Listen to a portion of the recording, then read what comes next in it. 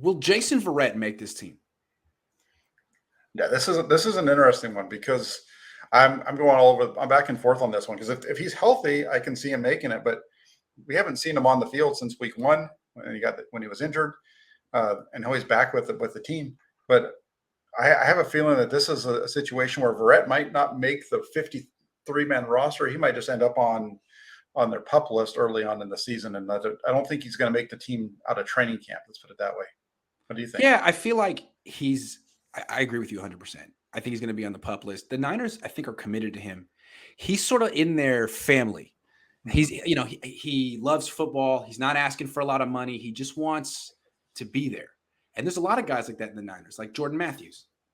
Came in the league right around the same time as Jason Verrett, had some really good years. Not what he used to be, older. But every year the Niners like, hey, you want to come to camp? You want to try to be a tight end? You want to be in the practice squad? You want to hang out? You want to go to Cabo? Like, we love you, man. And when you're done, you can be on our coaching staff, I would guess. I feel like Jason Verrett's in like that. And I don't think they're just going to cut him. I think, hey, man, you want to keep rehabbing? You want to keep trying? Sure. And if you can come back midseason, great. If you come back next year, great. I think that's how they feel.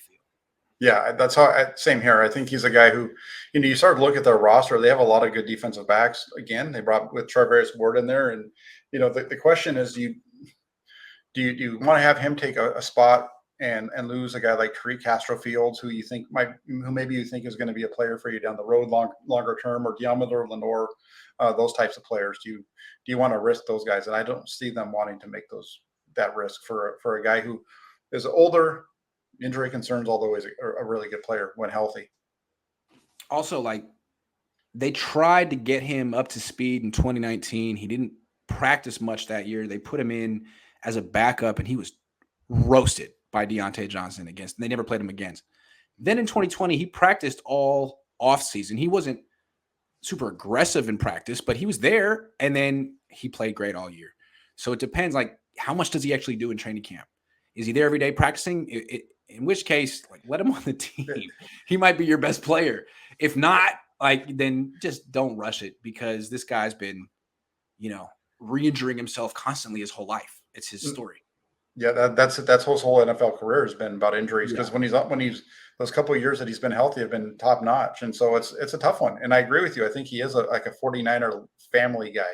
They all seem to like him. All the players on the team seem to like him, and so I think they want to keep him around the team somehow. I just don't know if he makes the 53 right away.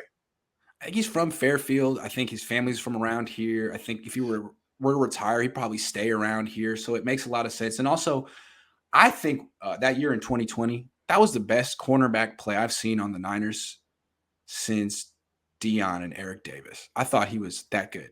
Maybe not as good as Deion, but I thought he was like better than Carlos Rogers, Tremaine Brock, Richard Sherman. Thought he was really, really freaking good. And I think he was the biggest reason that the Niners had a top 5 defense, more so than Fred Warner, who was an All-Pro that year. Mm-hmm. So yeah, I agree. Pulling for Jason Verrett.